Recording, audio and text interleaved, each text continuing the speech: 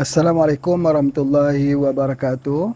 Alhamdulillahi rabbil alamin. Wassalatu wassalamu ala asyrafil anbiya'i wa mursalin. Sayyidina Muhammad wa ala ahlihi wa sahbihi ajma'in.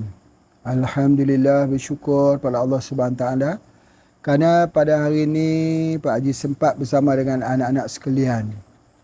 Mudah-mudahan Allah Subhanahu taala memberikan kepada kita kekuatan iman, kekuatan takwa, kerana sebaik-baik bekalan dalam hidup kita ialah takwa kepada Allah SWT. Sama ada kita dalam keadaan senang atau dalam keadaan susah, dalam keadaan sihat ataupun sakit, tanpa takwa tidak akan jadi kebaikan, tidak akan jadi kebajikan. Misal kata satu contoh yang Pak Haji bagikan contoh, sekiranya wa na'udzubillah, sesuatu tempat itu telah terkena dengan COVID-19. Apa yang mesti kita lakukan? Misal kata sekarang orang heboh bercakap tentang COVID-19. Bagaimana kita nak menangani sekiranya wa na'udzubillah tempat kita terkena COVID-19 ini? Maka sudah pastinya yang pertama sekali ialah sebaik-baik bekalan ialah takwa kepada Allah SWT. Takwa ini artinya kita itu beriman kepada Allah, bahawa yang mendatangkan penyakit itu, yang menyembuhkan penyakit itu minallah, daripada Allah. Allah boleh membuat apa saja. Fa'alul lima yurid. Allah itu hanya dengan kun fayakun saja. Innama amruhu idza arada syai'an an yaqula lahu kun fayakun. Kalau Allah Ta'ala nak berlaku satu perkara, Allah kata jadi, maka jadilah. Itu keyakinan dahulu. Itulah dia takwa. Yakni kita berjalan dengan penuh pengharapan kepada Allah Subhanahu Wa Ta'ala. Itu yang pertama. Yang kedua, kita mesti melihat bagaimana kebijakan yang perlu diambil. Kebijakan sama seperti orang yang pergi berperang. Di zaman hidup Rasulullah sallallahu alaihi wasallam ada 26 peperangan yang dipimpin oleh baginda Rasulullah sallallahu alaihi wasallam. Harus mempunyai strategi, harus mempunyai kebijakan di dalam menangani masalah peperangan tersebut. Begitu juga ketika kita berhadapan dengan COVID-19, kita harus memiliki kebijakan. Anak-anak santri harus pintar. Guru-guru juga harus pintar. Pintar dalam menangani ini. Menangani COVID-19 ini dengan cara yang betul. Apakah dia langkah-langkah yang perlu kita lakukan? Yang pertama, jaga kebersihan. Jaga kebersihan. Mestilah kita menggunakan filter mask ini. Ataupun mask muka untuk kita tutup bahagian ini supaya jangan berlakunya apabila kita bersin misalnya. Kita bersin. Berartinya akan terkeluar virus-virus yang banyak menyebabkan terjangkit pada teman-teman kita yang lain. Pakai filter itu. Ataupun daripada luar, jangan sampai termasuk dalam tubuh badan kita. Yang kedua, kita bersihkan tangan, gunakan pencuci, gunakan sabun. Kita ada pencuci tangan itu. Yang kedua, kalau sakit harus cepat-cepat beritahu kepada klinik kita, harus cepat beritahu bahawa saya sedang demam. Supaya demam itu dikarantinkan, dipisahkan dengan orang-orang yang sihat. Maka selepas kita karantinkan itu akan diberi dengan herba-herba ubatan kita yang insya-Allah dengan izin Allah. Iaitu yang pertama dipanggil embun pagi. Embun pagi. Kita spray, semprot di muka sebab orang itu akan jadi panas, sesama, flu pada waktu malam, semprot di bawah lidahnya itu 1 hari 5 kali minima pada setiap kali solat. Waktu solat itu minima. Tapi sekiranya sudah positif, kita tak boleh ambil 5 kali lagi. Harus ambil setiap jam. Sejam sekali semprot. Kalau kering saja semprot. Terutama pada waktu malam. Kerana virus ini dia berkembang cepat pada waktu malam. Kerana pada waktu malam asid dalam tubuh badan kita meningkat. Membuatkan virus ini bisa hidup cepat, bekerja pada waktu malam. Selalunya sakit pada waktu malam. Nak bernafas tak bisa. Ruang pernafasan dipenuhi dengan mukusa. Sakitnya, capeknya pada waktu malam. Itu virus. Kerja virus. Sikit beda dengan bakteri. Bakteri kerjanya pada waktu siang. Jadi oleh sebab itu maka kita ambil embun pagi. Embun pagi itu kita semprotkan di bawah lidah. Sekejap-sekejap semprot. Tidak mengapa. Banyak pun tidak mengapa. InsyaAllah kita siapkan. Kemudian harus mengambil SJ2. Sapu jarak 2. Virus ini kita tidak boleh ambil waktu pagi, sore, malam. Kalau kita ambil pada waktu pagi, kita berikan SJ2, virus itu hampir-hampir mati. Tapi sementara menanti waktu tengah hari hidup semula. Jadi oleh sebab itu dia harus dipukul terus. Iaitu mesti jaraknya 1 jam sekali. 2 kapsul pada waktu pagi, 2 kapsul pada waktu sejam kemudian, 2 kapsul sejam kemudian, 2, 1 hari 10 kapsul. Setiap jam. Berartinya 5 jam berselang ya, 5 jam. Jam pertama 2, jam kedua 2, jam ketiga 2. Sampai 10 sampai dia jadi 10 kapsul untuk 5 jam. Jadi dengan cara itu kita telah melakukan kita telah cuba untuk menekan virus itu pada setiap jam dengan herba antivirus kita. Pada hari yang pertama, hari yang kedua, hari ketiga, insya-Allah sudah bebas. Sudah bebas. Jadi dalam 30 kapsul yang kita gunakan, insya-Allah dah bebas. Di samping kita menggunakan itu. Ya, di samping kita juga menggunakan embun pagi. Kita menggunakan SJ2. Yang satu lagi yang Pak Ji nak pesan, minuman kopi. Minuman kopi yang kita ada itu Black Radic itu ialah sebuah kopi herba. Ya, bagi mereka yang tak suka minum kopi, Pak Haji pun secara peribadi memang tak suka minum kopi. Tapi ini bukan minum kopi, kita minum obat-obatan yang dimasukkan ke dalam kopi. Kopi itu diminum minimal sehari 3 kali.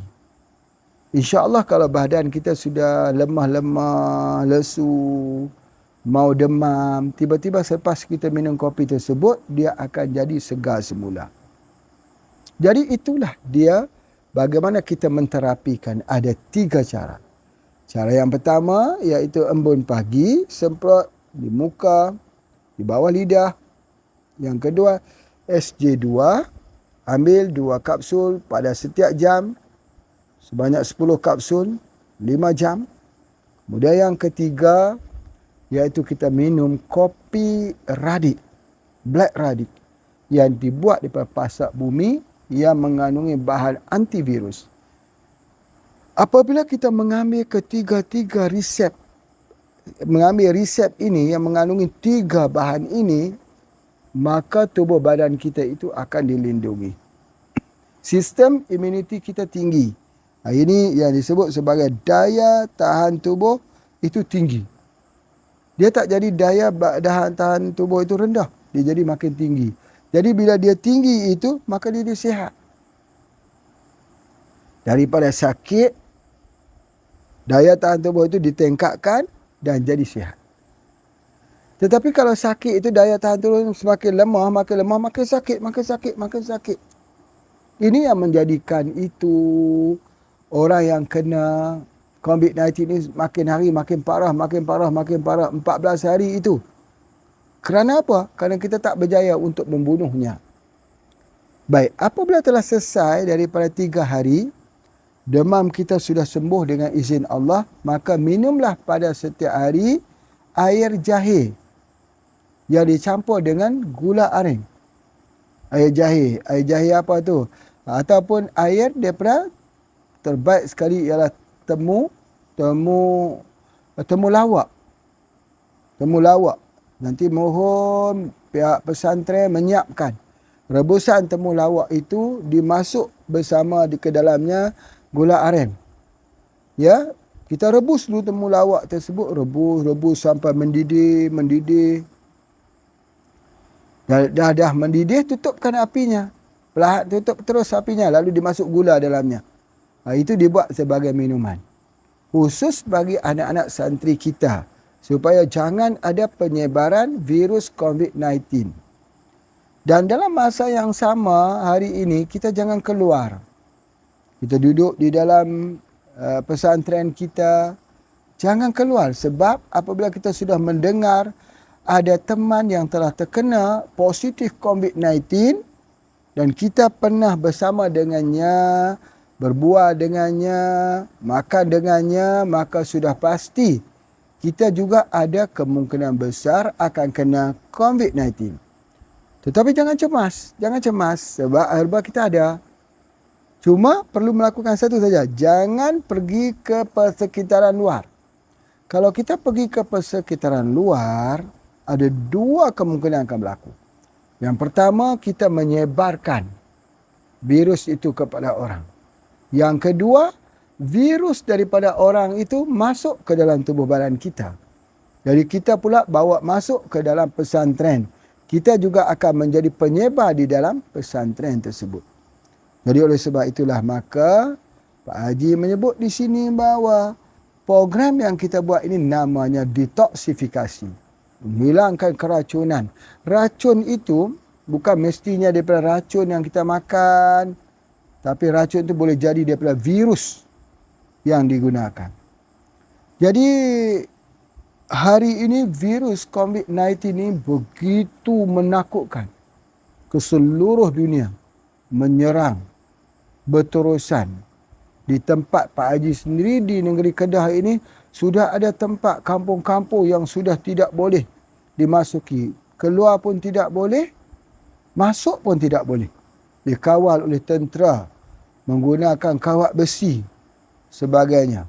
Kawat berduri itu digunakan. Tidak boleh siapa pun. Hanya boleh duduk di dalam kawasan tersebut saja. Jadi kita tidak mahu pesantren kita jadi begitu.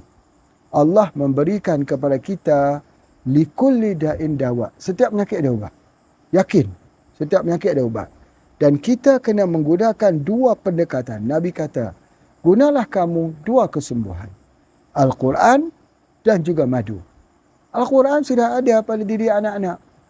Kesembuhan yang pertama sedang dimiliki oleh anak-anak. Perbanyakkan kita membaca. Ya, kita banyak membaca daripada surah Al-Kahfi. 10 ayat yang pertama daripada surah Al-Kahfi. Ya, 10 ayat yang pertama dalam surah Al-Kahfi. Itu yang kita baca. Dan yang kedua yang Pak Haji nak sebutkan kat sini, kita baca Al-Quran pada setiap hari. Kita niatkan, ya Allah, kalau ada virus yang sedang ada, maka hilangkanlah ya Allah daripada pesantren ini. Insya-Allah dengan izin Allah. Kita telah menggunakan kekuatan yang pertama. Kekuatan yang kedua Nabi kata asal, yakni madu lebah. Ya, jadi oleh sebab itu maka insya-Allah kita akan lihat bagi mereka yang mempunyai permasalahan tak sihat ini harus diberikan dengan madu lebah juga. Madu lebah ada 2 jenis, madu lebah biasa dan madu lebah kelulut.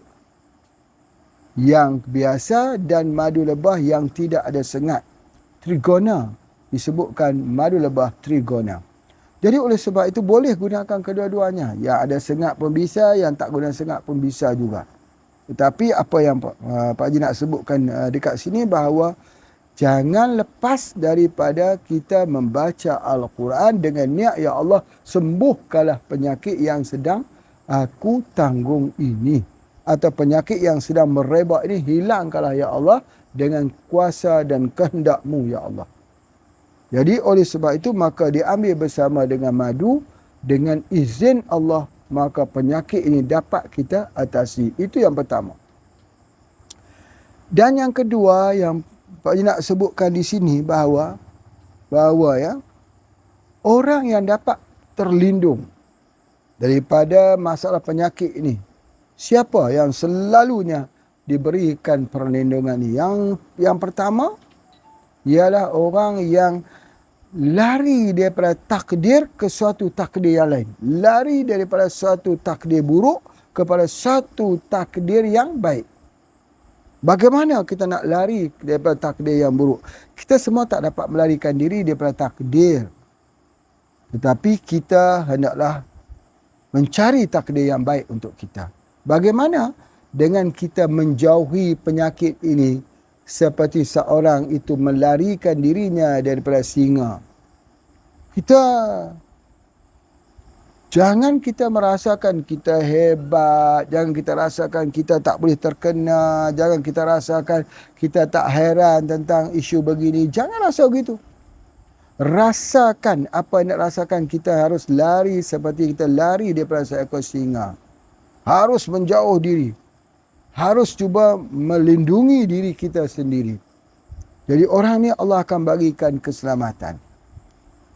Jadi begitu juga pernah berlaku di zaman Sayyidina Umar, di mana ada sahabat yang telah sampai di negeri yang ada penyakit taun. Jadi ada sahabat yang telah masuk ke negeri yang ada taun tersebut. Mereka menyerahkan diri pada Allah.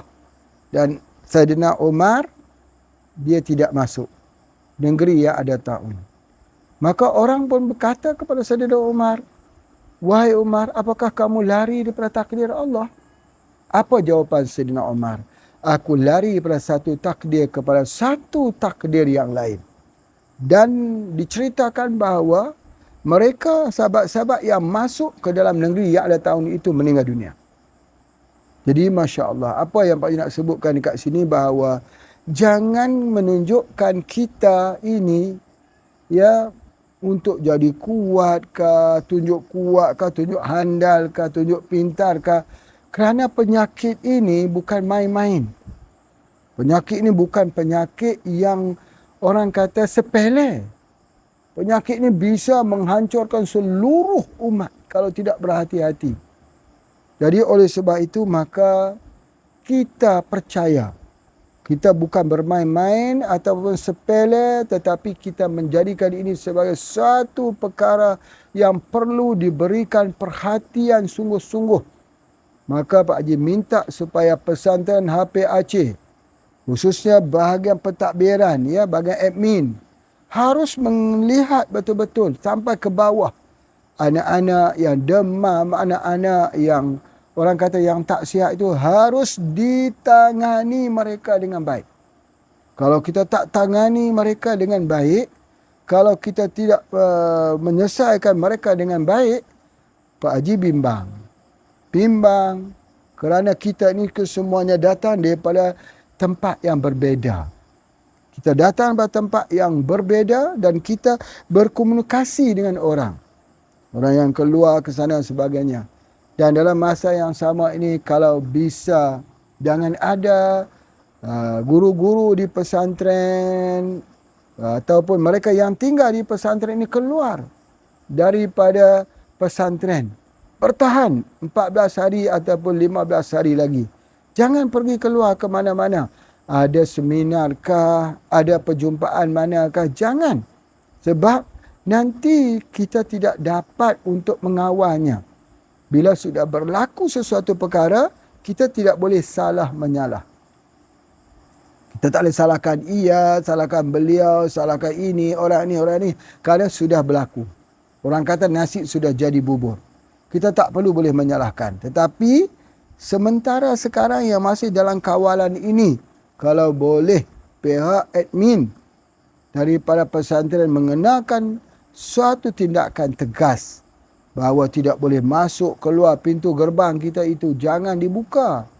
Tutup pintu gerbang itu. Jangan biarkan orang masuk keluar begitu. Jadi kita ni seolah-olah kita tidak memahami sebenarnya hakikat apa yang dikatakan penyakit COVID-19 ini. Kita tidak boleh begitu. Kita harus mempunyai bacaan jauh ke hadapan.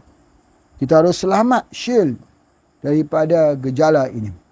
Jadi oleh sebab itu, pintu gerbang di depan, guard itu, security tidak bisa membenarkan orang-orang luar masuk.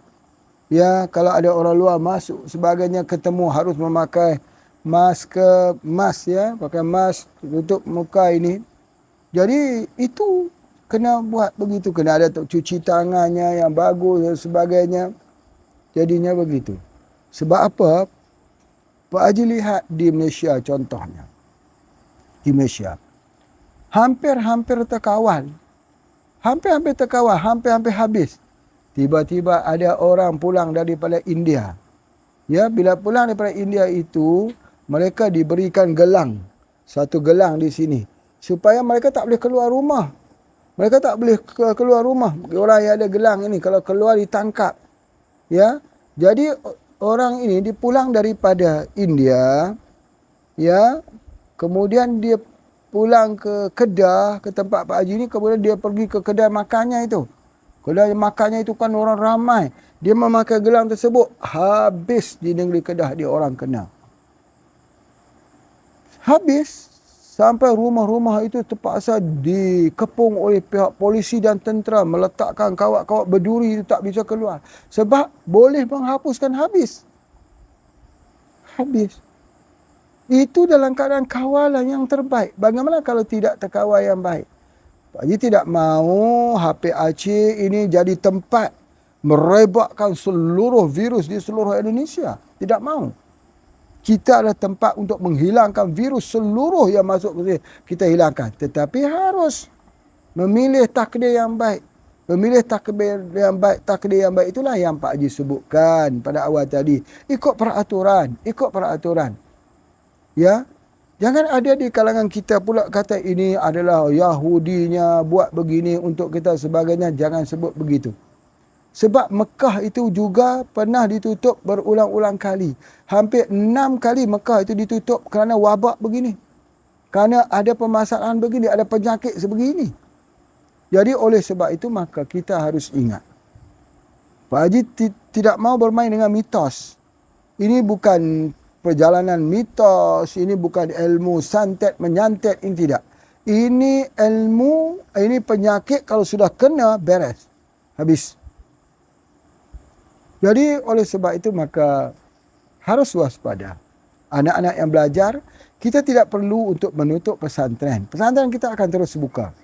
Tetapi kita mengambil tindakan untuk melindungi diri kita semua. Jadi mulai pada hari ini Pak Haji harap bahawa kita mula mempunyai mask muka ini untuk kita tutup dan sebagainya. Sentiasa mengamalkan kebersihan. Jangan kita benarkan kita keluar ke mana-mana, anak-anak santri ya. Jangan keluar pergi ke kedai-kedai di luar sana, berjalan-jalan di sana. Harus tutup pintunya biar ada. Pintu di depan ada, pintu di belakang juga ada. Satu pintu, tidak boleh buat banyak pintu. Dan kesemua harus patuh. Patuh. Ini adalah satu kebijakan untuk menyelamatkan semua. Kalau ada seorang yang tak patuh saja, seorang itu degil lah katanya, dialah yang akan membawa kehancuran di dalam pesantren nanti. Jadi itu yang Pak Haji nak ingatkan. InsyaAllah Pak Haji tetap mendoakan bahawa kita semua akan selamat insyaAllah dengan izin Allah. Jadi itu saja kiranya kalau di kat sini ya Pak Haji nak cakap tentang pembawa-pembawa penyakit ataupun toksimia ini yang kita tahu ada banyak faktor. Yang pertama pencemaran udara. Boleh jadi. Yang kedua pencemaran air. Yang ketiga makanan, fast food. Kemudian hasil-hasil pertanian yang beracun. Ataupun tabiat buruk. Ubat-ubat kimia. Dan juga faktor daripada berlakunya suatu penyakit berdasarkan musim dan sebagainya. Kita cubalah melindungi dengan cara yang paling terbaik. Dengan cara yang segala kekuatan yang kita ada. Kita cuba untuk memastikan bahawa tempat kita adalah tempat yang terbaik, bersih, terkawal. InsyaAllah tidak ada pencemaran. Harus satu kata, satu bahasa, satu perjalanannya. Jangan ada orang yang membuat komentar-komentar yang negatif. Nanti kalau komentar-komentar itu kita tak jadi perjalanannya satu jalan, satu rentak, satu arah, satu objektif, satu misi, satu visi. Nanti akan berbelah-belah hati itu. Dan akhirnya dia tidak akan membawa apa-apa keberuntungan kepada jamaah pesantren HPAC International ini, insya-Allah. Baik, kita harapkan suatu kebaikan berpihak dengan kita dengan izin Allah. Terima kasih kepada semua guru-guru yang mengikuti kuliah Pak Haji. Terima kasih kepada anak-anak santri yang mengikuti kuliah Pak Haji. Terima kasih kepada semua pekerja-pekerja admin yang bekerja dengan baik, insya-Allah. Kesemuanya pekerjaan yang hendak dilakukan, program-program yang hendak dilakukan, sama ada kita mau buat program berbekam kah, program akupuntur kah, ya, sama ada melalui Habib kah, melalui apa, semua mestilah melalui peraturan sekolah. Peraturan pesantren harus dimesyuaratkan terlebih dahulu, lalu dijadikan silibus. Silibus itulah yang kita buat. Dia ada silibus dia, tahap 1, tahap 2, tahap yang ketiga, sampai kesemuanya habis. Ya, begitu. Tidak boleh kita buat terus-terus, tidak boleh. Pak Haji tidak mau pesantren ini tidak ada, orang kata apa, tidak ada kebijakannya. Tidak ada peraturannya. Siapa mau buat saja silakan. Tak boleh gitu. Tak boleh. Siapa yang datang silakan. Tak boleh begitu. Yang datang harus menemui security, tulis nama. Jangan benarkan masuk ke mana-mana pun. Siapa juga kalau dalam rumah kita di sini, duduk dekat dengan security. Jumpa di situ. Sekarang kita tak boleh invite. Bawa ke rumah, datang makan di rumah. Tak boleh begitu. Sekarang ni waktu dalam keadaan getir begini. Jaga. Pak Haji nak pesan kali-kali tu. Ingat ya. Ingat itu di antaranya. Baik, terima kasih semua. Ucapan rindu Pak Haji pada semua. Assalamualaikum warahmatullahi wabarakatuh.